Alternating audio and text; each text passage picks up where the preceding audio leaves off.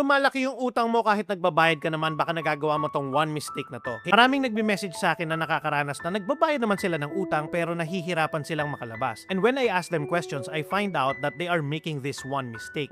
Ano yun? Yun ay kapag may utang sila at hindi sila makabayad, nangungutang sila sa ibang app at company, tapos yun yung gagamitin nilang pambayad. We call this the Tapal system. At ito yung dahilan bakit lumalaki yung utang ng maraming Pilipino. Because here's what's actually happening. Hindi mo talaga nababayaran ng utang mo. Kumbaga pinalipat-lipat mo lang kung saan ka nagkakautang. Tapos pumapatong yung interest.